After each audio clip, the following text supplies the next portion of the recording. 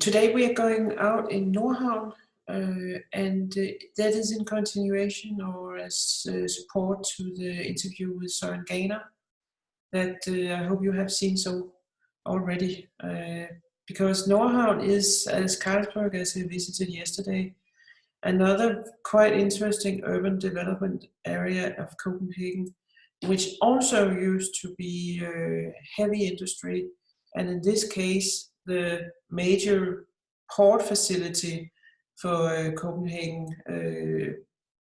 Originally, the ports were in the center of Copenhagen, but within the last 50 years or so, they have been moved out here, and this island that you see, or half island that you see here, peninsula, is actually artificial.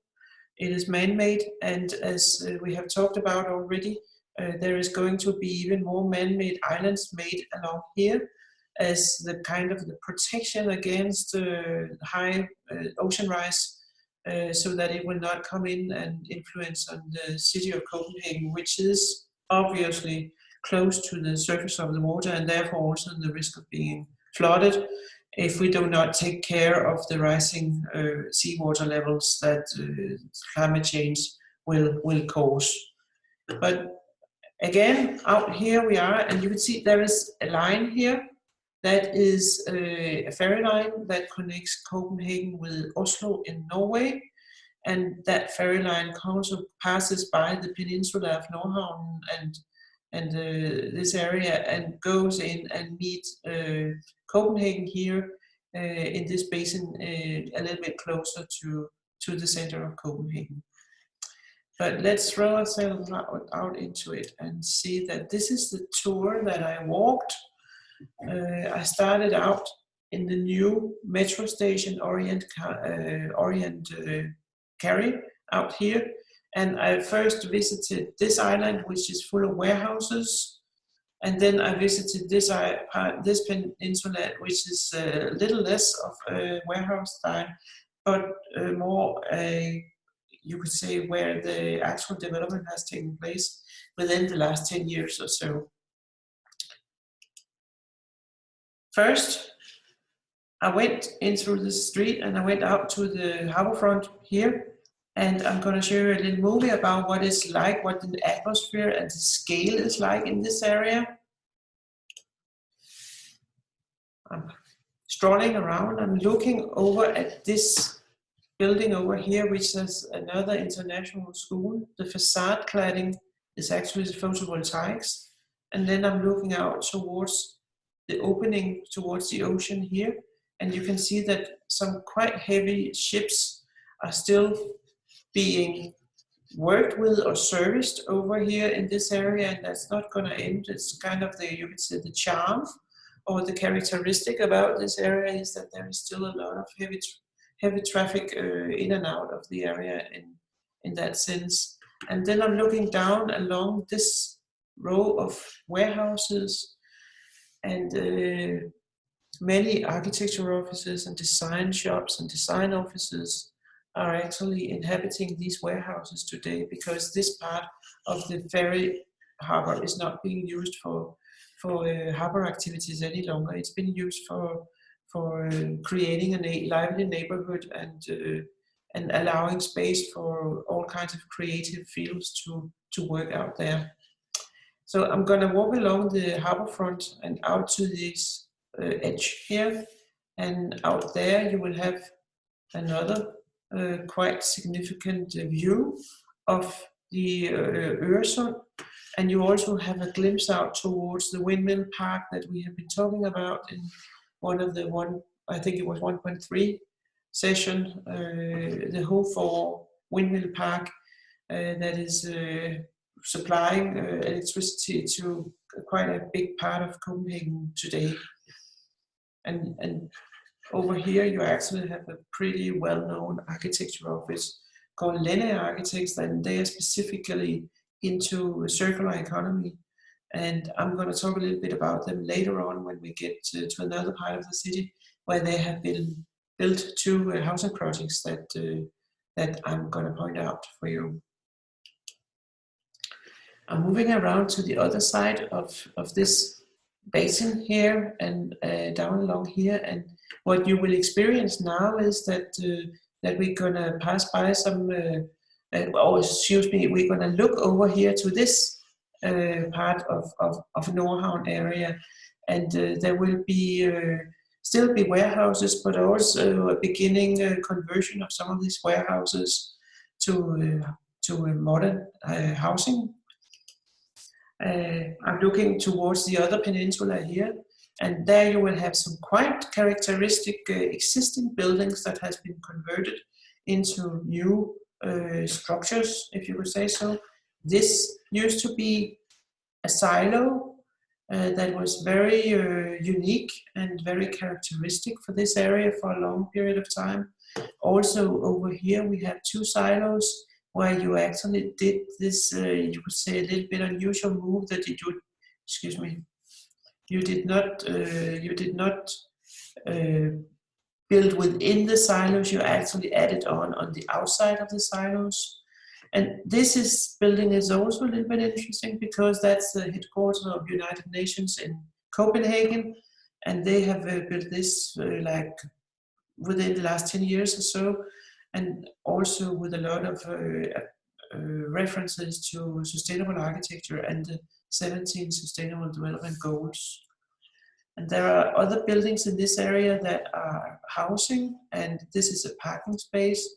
On top of that parking space, there is like a playground, which I will show you pictures of.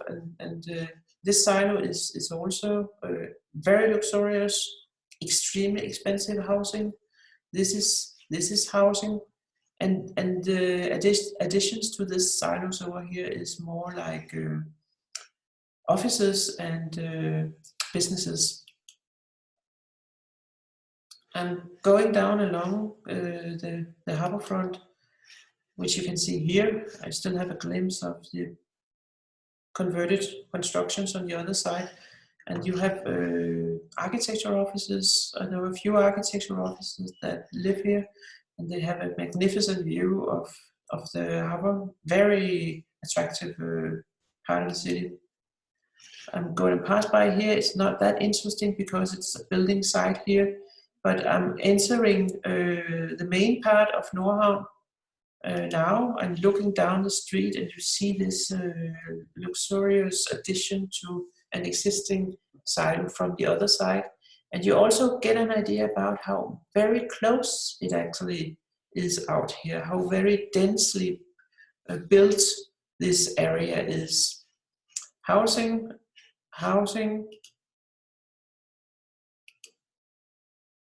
also a representation of the very dense neighborhood, very urban scale to it. I'm looking to the backside of the silos here, and I'm looking along this building, along the street and up the building, designed by Kobe, C-O-B-E architects, who have their office out there. I'm passing down along this street where you have the silo here, and I'm going around this corner. And when I do that, I get to the staircase up to the playground, which is on top of the parking construction. And this is a picture from last summer. I actually had a group of students going there, and many of the players here are CIEE students from last summer when we visited the playground on top of this building, which is like a 5-story high elevated playground designed by an architecture firm called Yeah, which means yes, yes. A very, very cozy, fine place. I'm looking down through this street to give you another impression about how densely built it is, and looking in the other direction out across the harbor. Getting around the corner, looking towards the Nordhavn basin over there, and the United Nations building, back towards some of the new housing developments that has been carried out, and another very expensive housing development is silos and housing. And when we're talking about housing in this area, this is the most expensive square meters whatsoever in Copenhagen. It is like a really extremely high, maybe 25% higher than other parts of Copenhagen. And it has been heavily criticized for only providing luxurious building out here. So there is also going to be built some social housing. 25% of an area in a development area like this needs to be social housing. And they have not really done very much out of this so far, but recently a social housing area was opened out there, and that raises the diversity a little bit, because otherwise it would only be very, very wealthy people who could actually afford living in this area. This harbor front attracts people, young people not least, from almost all of Copenhagen every summer. And it's not summer yet, but as soon as we are allowed to gather in collections of more than 10 people, you can be sure, and when it gets a little warmer, you can be sure to have crowds of young people playing around in the Nordhavn Basin for the rest of the summer. So these are the silos when the addition has been added on the outside. Quite spectacular buildings. And walking along this harbourfront and back to Nordhavn station, and from there I can go all the way back to the center of Copenhagen again. Before that, I just throw a glimpse down into one of the streets. Again, you can more or less talk with each other across the streets from the balconies. It is as close as it is, and maybe not that attractive. It's probably more attractive to be out in the harbourfront to actually feel that you are in an open and inviting part of the city. Thank you for this time, and we are going to stop sharing this